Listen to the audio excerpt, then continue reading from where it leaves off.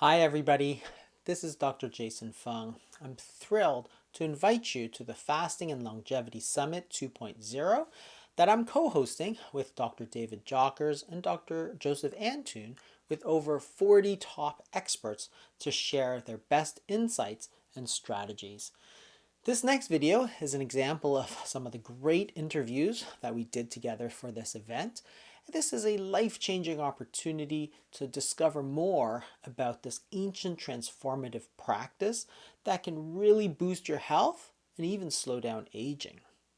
The event is completely free, but you do have to register to get full access. So click on the link and join me, and let's take charge of our health together. Hey Ben, good to have you here. Thanks for joining us. Oh yeah, my pleasure. Thanks, Jason. Yeah, so Dr. Bikman is a good friend of mine. We've known each other a while, and it's he's one of the smartest guys I know, honestly. He's really looked at really in a deep way the sort of root causes of disease. And he's not a physician, he's a researcher. And I just want to maybe go back over a little bit of your background about how you sort of got to where you are, and then maybe your book, Why We Got Sick, which is really very insightful about sort of root causes and sort of where we stand, because our focus here is longevity. So, obviously trying to avoid why we get sick is so important. So, yeah, why don't we start there? hmm hmm Yeah. Yeah. So as you noted, I am a biomedical scientist and a professor. My research focus as a scientist is to study insulin as one main theme. In addition to that, my lab focuses on mitochondrial function. We do a lot of mitochondrial work, but it's all thematic of trying to get a better understanding of the metabolic influence in chronic disease. For example, we have published a few papers over the past couple years looking at some of the mitochondrial problem in Alzheimer's disease. We have published a handful of papers looking at the differential effects of insulin versus ketones on fat tissue metabolism. So all of these things are just offshoots of our central focus, which is to just understand the role of metabolism in disease. And my evolution is you'd mentioned, just providing a brief overview there, was actually one that started with an interest in muscle tissue, but then in the late 90s, I stumbled across a paper that had just been published that documented how fat tissue was, as it grew, as it expanded, was capable of secreting pro-inflammatory proteins, and that these pro-inflammatory proteins called cytokines were then capable of causing insulin resistance, which was this foundational problem with type 2 diabetes. All of this was a total revelation to me. That, yeah, I was certainly aware of the twin epidemics of obesity and type 2 diabetes, but I had not even been interested enough to start to learn about what was the bridge connecting them. What was it about this fat tissue that was causing insulin resistance, the foundational problem with type 2 diabetes? There was two things that really set me on the path that I'm still on to this day. One, it was the learning that inflammation had a metabolic consequence. And that was, in fact, something that I went on to study for my dissertation work and my postdoctoral work, my fellowship. But at the same time, what blew my mind at the time was learning that fat tissue is an endocrine organ. That was an absolute revelation to me. I'd not been taught that before, even though in hindsight there were hormones that had already been identified from the fat tissue, the most famous of which was of course leptin, and still is. But I didn't know that at the time, and it set a curiosity, this burning wonder in me to want to learn more about fat tissue. And so what had started as an academic career that I thought would be mostly devoted to muscle tissue, and we do muscle work, it really quickly became a career that was more interested in fat tissue. And then, to kind of really make the long story short, during my postdoctoral work, we had a protocol that required us to be injecting low doses of insulin in animals, and yet they were pair fed. So the animals that were getting the higher levels of insulin, they could only eat as much as the other animals that were not getting insulin. They were just getting like a placebo, a saline injection. So they were eating the exact same amount, and yet they had much more fat than the other animals did. And then that was a challenging thing, and I assumed there had to have been some mistake, that the animal technicians were letting them get more food, and we really had to scrutinize the protocols, and confirming in the end that no, they weren't getting any more food. They were eating the exact same amount of food, and yet they were somehow fatter. And then it was a couple years later that when I got hired as a professor, that someone I went to church with, I was sharing this with them, and he said, "You sound a lot like this guy, Gary Taubes." And then I read Gary's book and came out of the closet as a calorie skeptic. And the rest is history.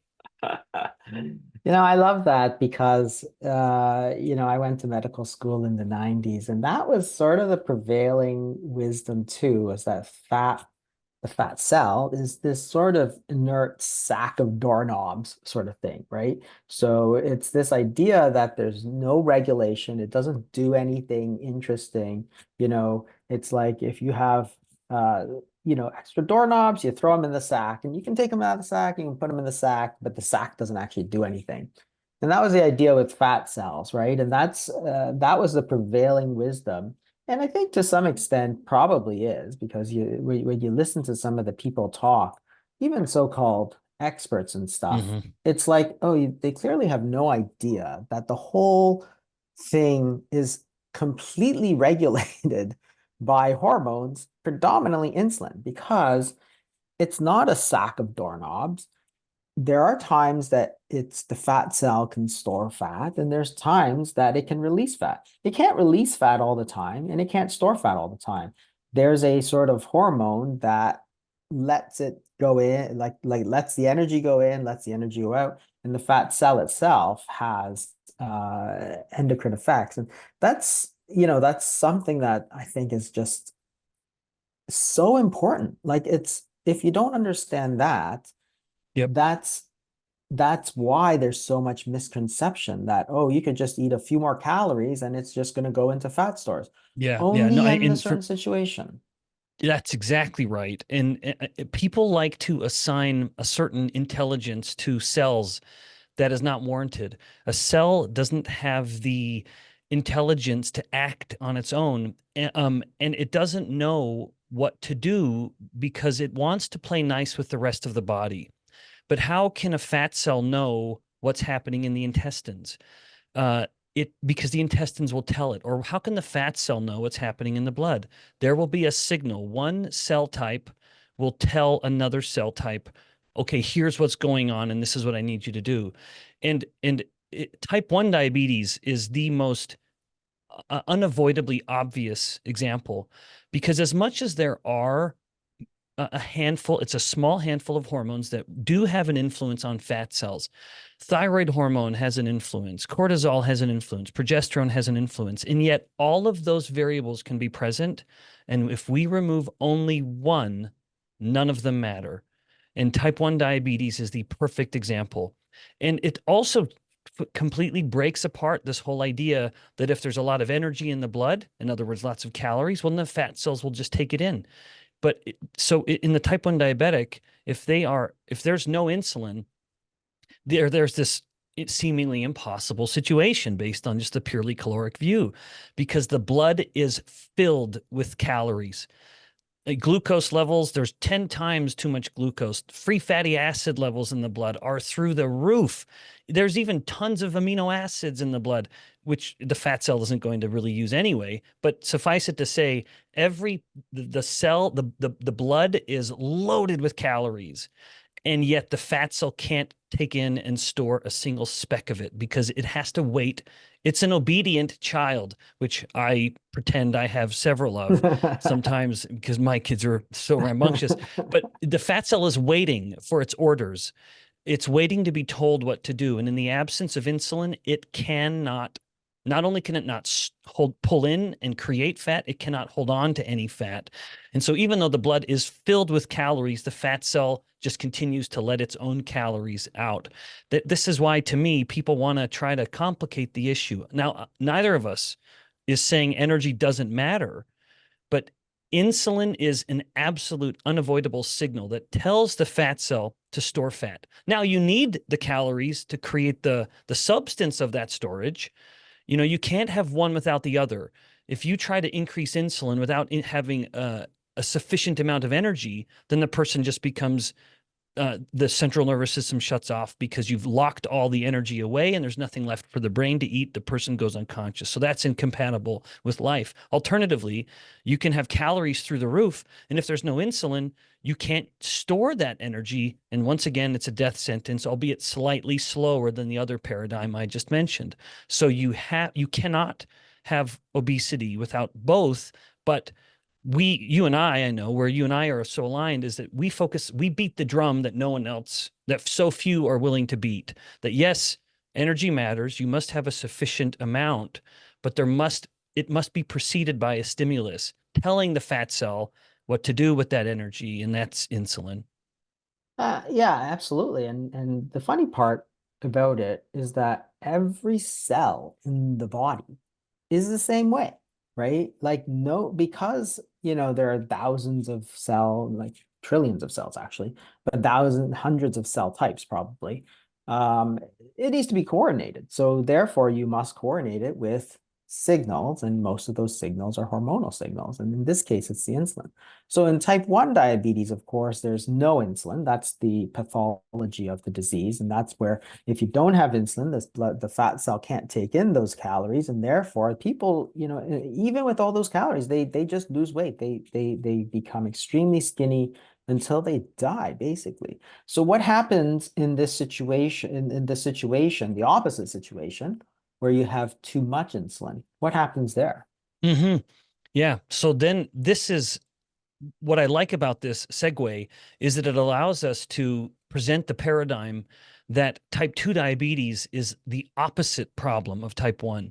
That I think it's one of the great tragedies of modern medicine that we have lumped these two total opposite diseases into one family because they share one single thing in common, namely that they both can eventually manifest with high glucose levels. But how they get there is two exactly opposite scenarios. So it's unfortunate because then we believe they need to be treated the same way, which just compounds the problem. So when there's too much insulin, you now start to create insulin resistance. So I would say there are two things that I'd want to emphasize here. And then the conversation can proceed on either of these as you see fit. So on one hand, chronically elevated insulin causes insulin resistance. I've published reports on this. Many other basic scientists have published reports on this. Clinicians have observed this. Where with type 2 diabetes, I think it's important to note that in true type 2 diabetes, insulin never drops to zero. That does not happen. It has been really, really high. Sometimes it comes down a little, but it is still multiples higher than it ever was before they started on that disease progression. So the idea, this kind of cleverly false language of insulin production becomes insufficient to control glucose, well, that's a pretty subjective term. They're still loaded with insulin. And by putting the type 2 diabetic on even more insulin, they become more insulin resistant. So a point that I was getting around to and distracted myself is that every cell type we've used in the lab, muscle cells, liver cells, neurons, brain cells, if they are exposed to even physiological but higher chronically elevated levels of insulin, they become insulin resistant. You can create whether it's cells, whether it's animals, I've done that and published those results, whether it's humans, that's been published in all three commonly used biomedical models, cells, rodents, humans. If you increase the insulin and keep it there for a period of time, they become insulin resistant. And lest someone think, well, I'm not a dish of cells or a rodent, I'm a human and I eat when I want. Yeah, but you probably eat a lot of starches because 71% of all calories consumed globally are carbohydrates. And you're probably like the average individual nowadays who eats about 6 times a day.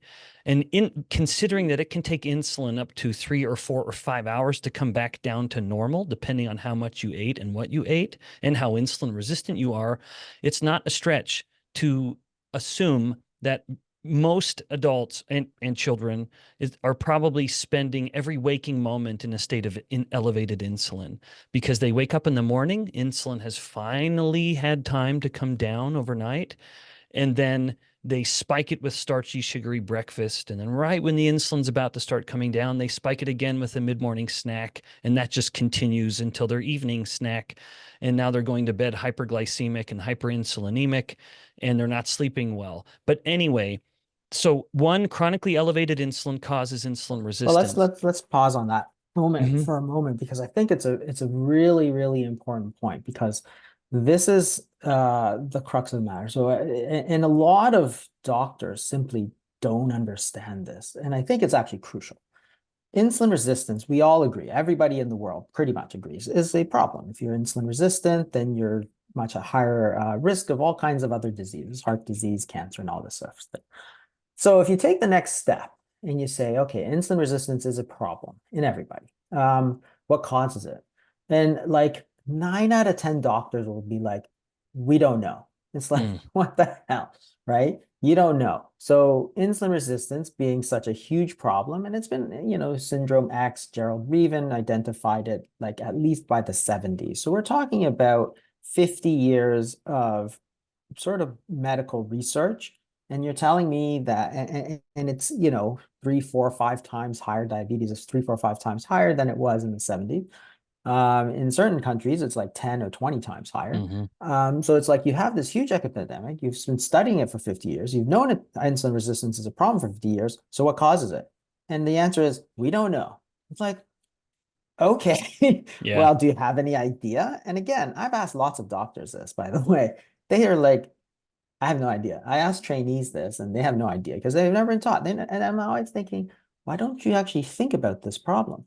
Because if you think that the problem is hyperinsulinemia, right, which is too much insulin causes insulin resistance, then it's an important link, because if you say too much insulin causes insulin resistance, therefore the answer for a lot of these problems is to help lower insulin. And how are you going to do that? Because up till recently, there were really no drugs that did that. Ozempic now can do that, but in a different manner, right? So that's such a crucial point, that the hyperinsulinemia, the too much insulin problem, is what we should be focused on, because again, as you point out, it's been done. Like if you think too much insulin causes insulin resistance, do a study. Take people, infuse insulin, see what happens. You know what? Yep. Every single study shows they get insulin resistant.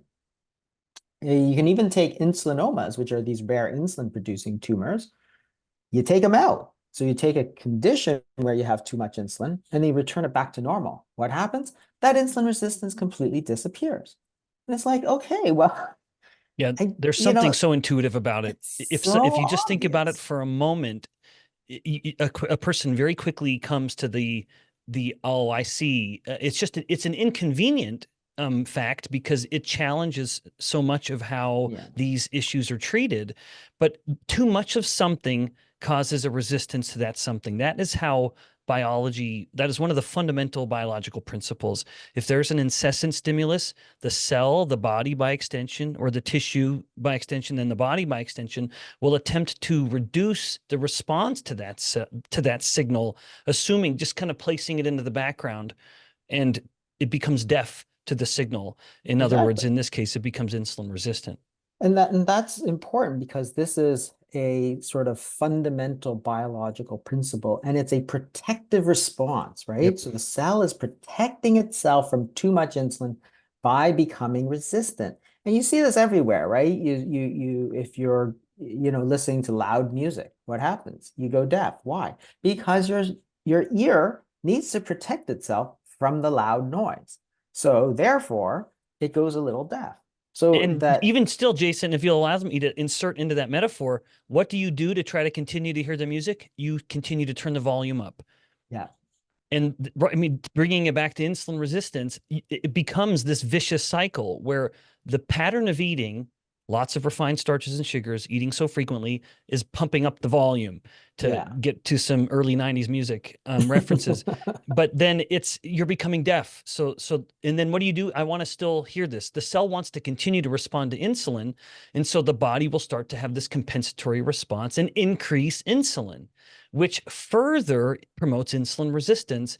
And so it becomes a vicious cycle. But Exactly. the But at the clinician, time, it seems obvious that you should pump up the volume, right? yep, Because it's like, hey, I can't hear. yeah, I need to pump up the volume. But that's the exact wrong thing to do. And in fact, yep, that's what we've done, right? If insulin is too high, it causes insulin resistance. We saw that insulin resistance and said, we need to pump up the insulin. So we gave people insulin. We told them to yeah, eat 6 times a day. We told them to eat lots of low fat, high starch foods. That is the equivalent of making that insulin higher so that you overcome this resistance, but it actually makes the underlying problem worse, not better. You actually have to do the opposite. Even though it seems a little counterintuitive, if you will, at the time, but it's actually the only way. And the only way really is to look at that sort of underlying root cause of disease, which is that, okay, too much insulin, let's lower insulin, as hmm, opposed to, oh, well, the insulin isn't responding, let's pump up the insulin, which is such a, you know, it seems so obvious to you and me, but unfortunately, I think like 99% of the medical institution thinks you should just sort of give more insulin sort of oh thing. yeah, It's yeah. it's it's They've really been how the trained. textbooks are written. Yeah, yeah. And the way they justify it is, and I say this with sympathy, lest it sound like either of us is being too harsh. You only know what you've been taught. And so, unfortunately, these clinicians and the average individual has been taught that glucose is the marker that matters most. And if you see metabolic health and its consequences when it goes poorly through a glucose centric lens, then it is easy to justify pushing up the insulin even more, or not even measuring the insulin, as we both know is more common, is common. It's common that a clinician doesn't even think about measuring the insulin, that they will just look at that glucose and they say that's the marker that matters. So we just need to lower that glucose at all costs, even if it means increasing the insulin, because they have no awareness of, one, what insulin levels actually are in the patient, or two, they have no appreciation that chronically elevated insulin is highly pathogenic. And I think that's the part that also sort of stuns me is that if you look at some of the basic research of chronically elevated insulin, it's not good for you. Oh Like, gosh, no, oh, no, like no. And the irony, right? These type 2 diabetic patients, if you put them on insulin and you're needing higher and higher doses, in the midst of having optimal glucose levels, the more insulin you're giving them, their risk of dying from heart disease triples, their risk of getting Alzheimer's doubles, their risk of dying from cancer doubles. I know you're very familiar with this work, and the listeners need to be, but that's just proof positive that it's not the glucose that's killing these patients in type 2 diabetes, because even while you're struggling and fighting mightily and successfully keeping glucose in a generally acceptable range, the more insulin you have to give the patient to do it, the more all of these chronic disease, they get fatter and sicker and die faster. yeah, I mean, we'll come back to obesity and diabetes in a second, but even for diseases like cardiovascular disease, for example, you can look at insulin and what it does, and you can bathe these cells in insulin. And not only does it, it causes a lot of problems like smooth muscle proliferation and Hmm. inflammation and all these things, because we know that, and again, I sort of shudder sometimes because everybody has this idea that coronary artery disease, which is the blockage of the coronary artery, is like getting clogged with cholesterol. But Hmm. it's like, again, I went to school in the 90s. Even in the 90s, we were taught that that's a foolishly simple hypothesis. And that's not what happens at all. In fact, what you get is chronic damage. That's why you see them at birth bifurcations in the arteries, right? But it's a response to injury Hmm. thing. So what happens is that there's injury to the lining of the cell. And then under the condition of high insulin, you get a lot more of this smooth muscle proliferation, you get the sealing off of the damage, the inflammation, and then the damage that's covered up by this cholesterol cap and so on. So even if you study the effect, the isolated effect of insulin on sort of atherosclerosis, it's pretty obvious that it's really, really bad. There's actually 6 or 7 different mechanisms. I remember I looked at one paper and they're talking about it. It's like, okay, well, that makes sense. Hmm. Insulin is a hormone. It's a natural hormone. Everybody says, "Oh, I think it's evil." No, no, no. It's a natural hormone, but Yeah, it's if you like don't have it, you'll thyroid. die. Yeah, Yeah. exactly. It's like thyroid hormone. Like I have nothing against it, but if it's super high, you need to bring it down. Insulin's the same. If insulin is too high, you need to bring it down. Like what could be more simple than that? People um so overcomplicate this whole thing. It's like, but the effect of insulin on coronary disease, on atherosclerosis it's been around for Oh, since yeah. the 90s. So God, Yeah, in that's fact, like 40 I invite years. anyone. Yeah, I invite anyone to find a paper that has looked at predictive variables with heart disease. And there's inherent flaws in those studies because they're always correlational, which as a basic scientist, I kind of look at with some disdain and scorn. I want mechanism. And you just don't find that in these kinds of studies. But be that as it may, look through all the correlational studies that will measure a marker of insulin resistance and LDL cholesterol and compare which one has the more statistically significant connection. Which one has the greater predictive value? Every time it's going to be the insulin resistance. And in fact, most of the time, the LDL cholesterol levels won't even reach statistical significance. They have to Exactly. get tossed. It's an inconvenient little sideline in fact, I remember some in the abstract, they will say something like, we've been unable to explain these results because they're so married to the idea that LDL cholesterol is the singular causal variable here that when the house of cards tumbles, they don't know how to explain it. Well, the explanation is because it's not causal. Yeah, and they ignore the triglycerides and Yes. HDL, which is in that same cholesterol panel, but somehow and are always much more significant, right? So Yep. they're usually twice or Absolutely. 3 times as significant. And insulin resistance is like 10 times more important Yeah. than LDL cholesterol, right? And yet, again, some people say it's because of the pharmaceutical influence, but we focus like so much on LDL. Like there's people who are out there saying, "Oh, it's the one true cause of atherosclerosis." And I'm always like, "Oh my God. Oh, Like, I are you know. insane?" Like, There's such inconvenient data though, because some of the most consistent findings, speaking of longevity, which I know is an emphasis with this gathering here, it's one of the most predictive or consistent variables with the longest lived humans is the highest levels of LDL.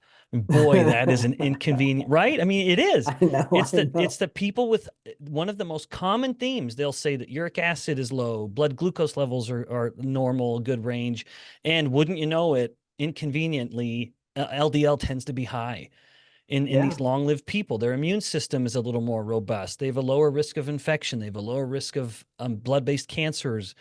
They we can't, Jason. It's sort of there's a tragedy here, but in another timeline. Within the multiverse, which I don't ascribe to at all, of course, I'm being a little silly here. I can imagine one version of history where LDL with its even in our current timeline, it is well known to have a powerful influence in the immune system and a positive influence. In some other place in time, LDL was initially identified as a hero of the immune system, which it is, rather than being maligned and vilified incorrectly, I would add, as a villain of the cardiovascular system because that is not a reputation it has earned based on the data. That has been a convenient finding, and reached was able to integrate itself into the framework of modern medicine without really, despite many ardent claims against it, even at the time, and yet it just was so entrenched. It's hard to see it getting kicked off its place. There's so much interest in keeping it where it is as this villain of the cardiovascular system. And again, that causes us to just pay no attention to the substantial body of evidence that exists now, finding how important LDL is in optimal immune function.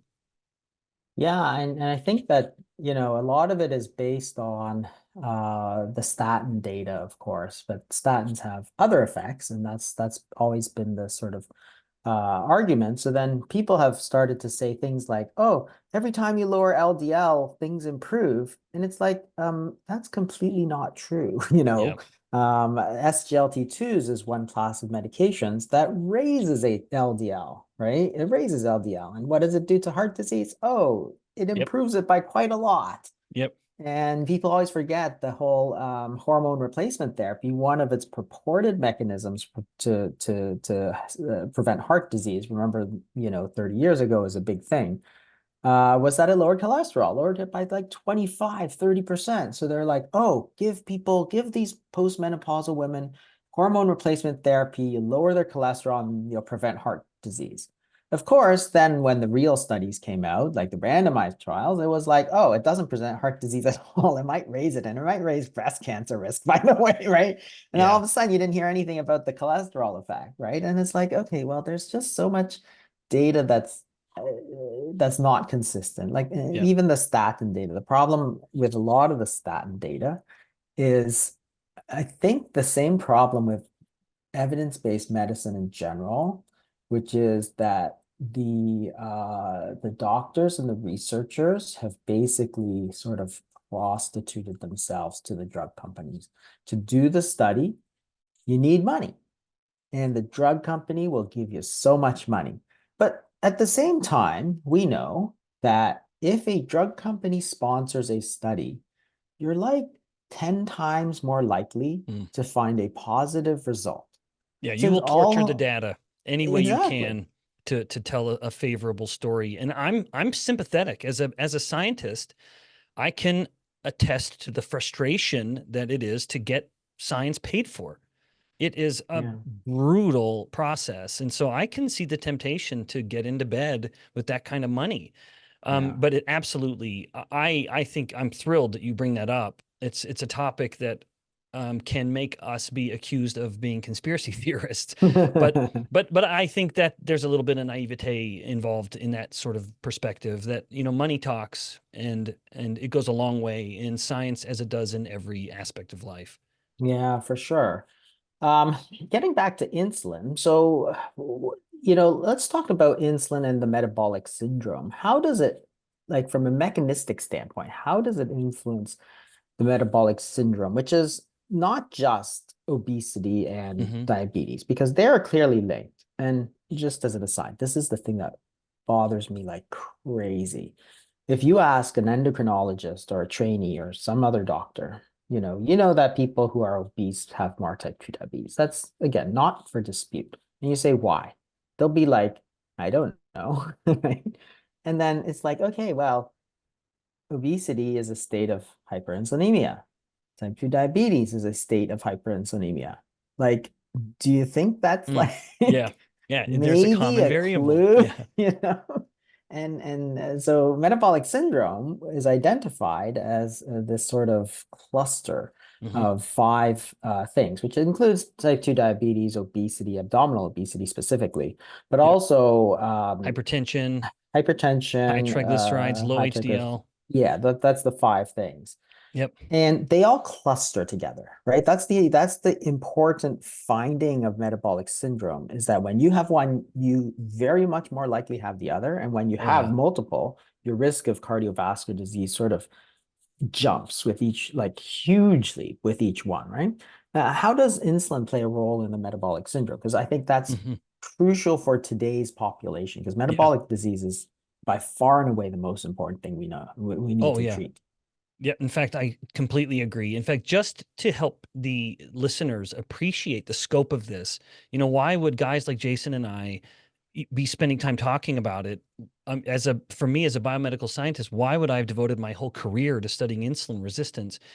It's because it is the single most common health problem worldwide. And Jason, you very aptly mentioned Gerald Reaven, who we absolutely must give credit to for the metabolic syndrome. It used to be called Syndrome X. It also used to be called the insulin resistance syndrome. but that's not quite as sexy as calling it the metabolic syndrome. So I can appreciate the justification for the name change, but I also groan because I fear that it somewhat confuses the issue. Because if you just call it metabolic syndrome, you don't really appreciate that they all have one thing in common, namely chronically elevated insulin and insulin resistance. And those two things always go together. If anyone tries to tell you that there's insulin resistance without hyperinsulinemia, they don't know what they're talking about. Those problems go hand in hand, and you really cannot separate them. So with the obesity aspect, in fact, maybe I'll end with that one because it's such an interesting effect on the fat cells directly. But with hypertension, you alluded earlier to the evidence with insulin and heart disease. In fact, Gerald Reaven identified multiple mechanisms that explained how insulin resistance and hyperinsulinemia, but I'm kind of repeating myself, cause hypertension, including forcing the kidneys to retain salt and water, which is increasing blood volume too much, which increases pressure. It induces the growth and the narrowing of the blood vessel wall itself as another mechanism. And then maybe just one more that I'll mention is that chronically elevated insulin also activates the sympathetic nervous system. And so that's resulting in even more constriction of the blood vessels and the heart beating harder and faster. In fact, as a little tangent, one of the reasons I feel so strongly about people not snacking on starchy, sugary foods in the evening, yes, it's the insulin bump, but that combined with the hyperglycemia is a powerful stimulant of the sympathetic nervous system. So the person's lying there at midnight wondering why their heart is beating so hard and why their body temperature is so high and they're so uncomfortable. It's not that they're anxious about something. It's that they went to bed hyperglycemic and hyperinsulinemic, and now their sympathetic nervous system is telling them it's not time to rest. It's time to fight or flight when they're trying to rest. So we have the hypertension, and then we have the elevated blood glucose. That, of course, is very much going hand in hand with the insulin because glucose is the primary stimulus for insulin, and that's one of insulin's most famous jobs is to try to bring that glucose down. But as the muscles become insulin resistant, that's the main consumer of glucose. And now it can't pull in as much. It's not pulling in because it's not responding to insulin.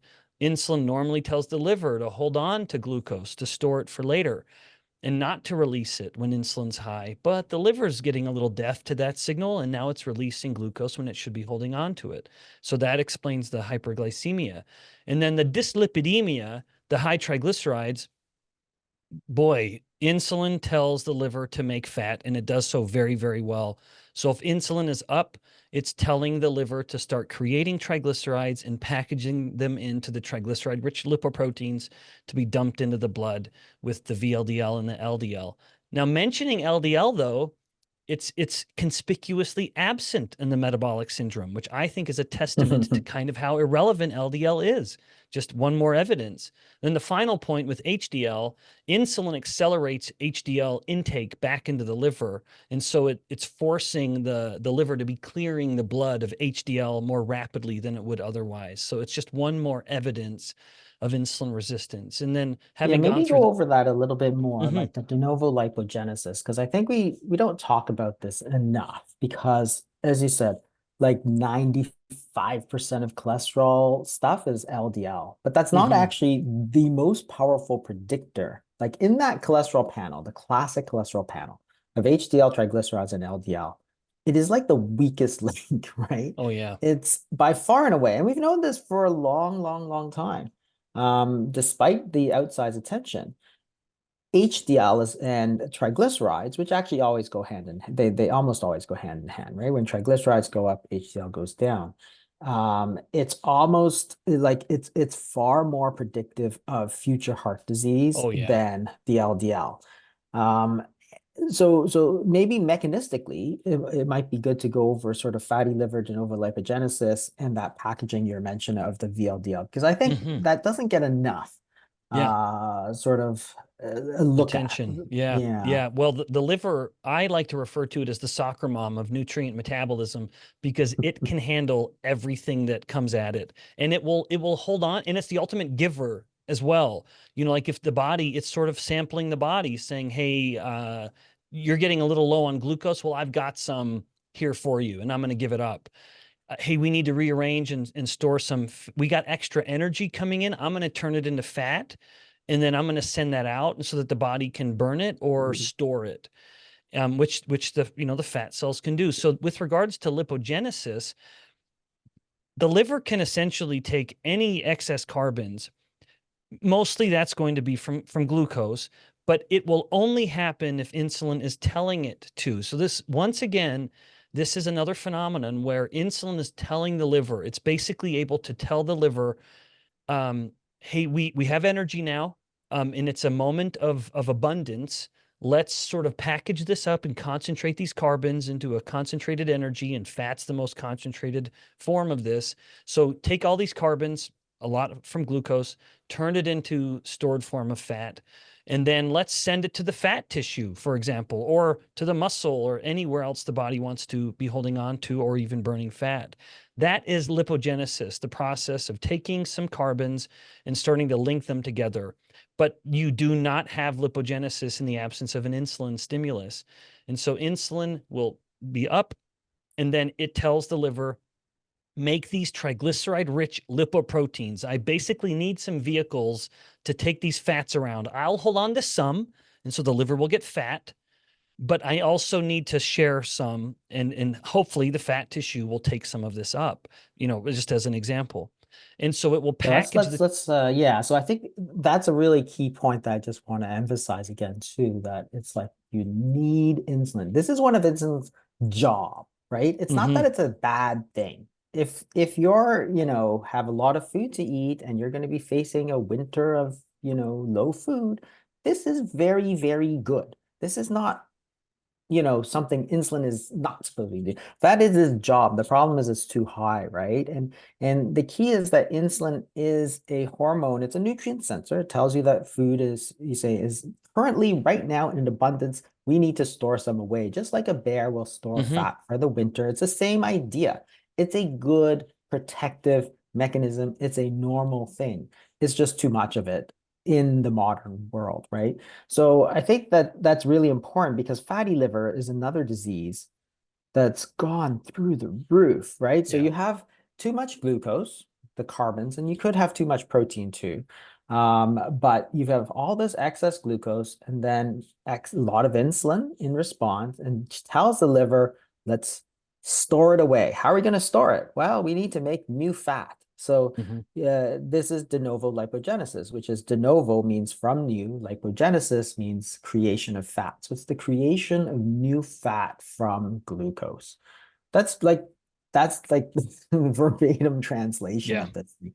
So it's like, well, obviously, if insulin is a key player in de novo lipogenesis, it's going to create all this new fat, and you're going to get fatty liver. That's why fatty liver appears all the time in conjunction with, the type 2 diabetes, with the epidemic of obesity, with the epidemic of diabetes, because it's also a manifestation of hyperinsulinemia, which gets back to the sort of excess carbs. And fatty liver, of course, is now probably the most important liver disease, bar none. So 20, 30 years ago, it was sort of down there. Hepatitis B, hepatitis C have actually largely receded because of, sanitation and vaccines, so those have gone down. And now all you're seeing is a huge wave of like a massive epidemic of fatty liver disease. Even in children. Even in children, yes. Steatohepatitis is the technical name. And it's like, that's crazy, because in 1980, it was actually practically unheard of. Like the first case report started up in 1980, I think, in fatty liver disease. It's called non-alcoholic fatty liver, because you can get fatty liver with alcoholics. But it was this guy, this janitor, I think, who was drinking 20 Coca-Colas a day. And he had fatty liver, swore he never drank a drop of alcohol. And they said, wow, this is so interesting. I'm going to publish this. Now, of course, we see it, every second patient has fatty liver disease, right? So I think that fatty liver disease is a key component of the whole thing. It's not part of the metabolic syndrome, but it goes along with. Okay, so now you have this liver with all this packed fat. You've made all these new fat, these triglycerides. So what happens to that in the liver? Yeah. Well, if insulin's up, insulin is going to stimulate the fat cells to activate an enzyme called lipoprotein lipase. And so if we sort of continue the journey, the elevated insulin and the sufficient fuel is making the liver fat, and it's making the liver share that fat, which in and of itself isn't a bad thing. But in the presence of chronically elevated insulin, you can't burn it. You're forcing the body just to continue to store it. And the fat cells, now with the high insulin telling it, it's basically the insulin's basically telling the fat cell, hey, there's going to be some buses, some school buses of some fatty little children coming by, and I need you to pull them in. And that is what the lipoprotein lipase is doing. So when lipoprotein lipase gets stimulated by insulin, now when all of these triglyceride-rich lipoproteins, these fatty loaded lipoproteins are coming by, the fat cells are pulling it in. And they're pulling it in as individual fatty acids, but in the same presence of that elevated insulin, that fat cell itself is going to start storing more of that fat and basically joining it back in to a stored form of fat, which is the triglycerides. But as people like to focus only on that aspect, and they will say, well, that's the only way fat cells get big, by circulating fat. And that is absolutely not true. That even that same kind of glucose stimulus, that those glucose carbon building blocks that the liver was using to create fat, the fat cell can as well. Now, some of the confusion has come where you have influencers who are saying this sort of idea that the glucose isn't a building block for the fat cell to create fat. It's because they're looking at studies that were only looking at enlarged fat cells. It appears to be this sort of shift where the smaller the fat cell, the more it is able to be pulling in the glucose and turning it into fat. And so it does that very, very well. So that same glucose that's making the liver fat can also be making the smaller fat cells fat. In contrast, when the fat cell starts to get bigger, then it is primarily a function of just pulling the fat in. The glucose is a much more modest contributor to an already enlarged fat cell. And that itself might be a reflection of the insulin resistance that can happen at fat cells. And that sort of brings us back to that fifth and final part of the metabolic syndrome, which is the obesity aspect, where insulin will not only, so as the fat cells get bigger and bigger, so there, maybe I'll take one step back, where the listeners may be interested to know that humans can get fat through two different processes. We can get fat, or two different people could be gaining the same 10 pounds of fat. So they've each gained two college roommates. They were buddies in college. They get back together 10 years later for a reunion. They've both gained 10 pounds. In fact, more likely it would be 20 pounds, but let's just go with 10. And one of them is just a little chubbier, but he's doing fine. He's still generally healthy. His blood pressure is normal. He doesn't have any other sort of signs of the metabolic syndrome. Whereas his roommate, who also gained 10 pounds of fat, he is now type 2 diabetic. He has fatty liver disease. He has hypertension. What could explain it is very likely how they gained that 10 pounds of fat. So more important than the mass of fat that someone gains, it's the size of their fat cells. And there's some interesting ethnic shifts here. Like, one of the reasons I did my fellowship in Singapore was because the government of Singapore was interested in why Europeans and Chinese Singaporeans had such differing propensity for metabolic problems at such different body fat levels. So let's say the one roommate who gained the 10 pounds and was still healthy, let's say he's sort of a typical kind of European Caucasian guy, but his roommate was a sort of Chinese, typical kind of Chinese ethnicity guy. They've each gained 10 pounds. And these two ethnicities tend to be on the far ends of the spectrum, where Caucasians tend to have a little more ability to make new fat cells. And so this guy gained fat, and yet he has more fat cells, but they're all still a little more modestly sized. So they're generally relatively small. And small fat cells still have a lot of room to grow. And so they are still sensitive to insulin, because insulin wants fat cells to grow. It wants everything to grow. But when the fat cell starts to reach a point of maximum dimension, it must start to limit its growth, lest it literally pop, which will be a very messy, where the membrane of the cell cannot hold on to its size anymore. It's the water balloon that's getting overfilled and it's about to burst. That tends to be say, the other roommate, where in his body, he has a very limited capacity to make fat cells. In fact, he's made them already, and he's not making more. This actually is how most people get fat across all ethnicities. But now his fat gain is happening because each of his fat cells is getting really big. That's called hypertrophy, as opposed to hyperplasia, where the fat cells are multiplying. And the larger the fat cell gets, two things happen that create a particularly problematic metabolic scenario. One, it becomes insulin resistant. So now, rather than it still is taking in fat, although it's not taking in glucose as much. That aspect has become a little resistant, but it's not a universal phenomenon. A cell can manifest with selective insulin resistance, where some things aren't listening to insulin anymore, but some things still are. So the hypertrophic fat cell can still take in fat, but its insulin resistance is manifested by it's also leaking out fat. Insulin can no longer force the fat cell to hold on to the fat. And so as much as it's still force feeding some fat in, it's now also letting some fat out. And that creates this phenomenon referred to as ectopic lipid deposition, or the body's now storing fat where it shouldn't be storing it, including in the liver or the muscles or the kidneys, where there's high levels of fat in the blood, these free fatty acids. Normally, the body would burn those. But if insulin is up, it has to store it. It can't burn it. And so we start storing all of that fat in all kinds of places that aren't suitable for long-term fat storage. So the fat cell becomes insulin resistant to try to restrict its growth. But then second, which compounds this problem throughout the entire body, the overfilled fat cell starts to push itself and its neighboring fat cells further and further away from capillaries, and the life-giving blood, because cells need to be within just a few micrometers of a capillary in order to get all the oxygen that it needs and give off its CO2 and other metabolites.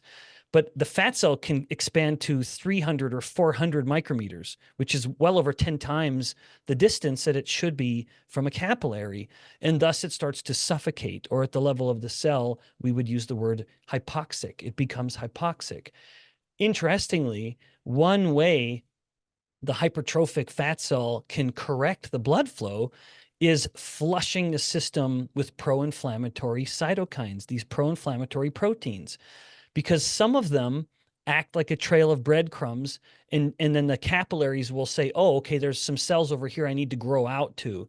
So it will stimulate the synthesis of new blood vessels to try to correct the hypoxia.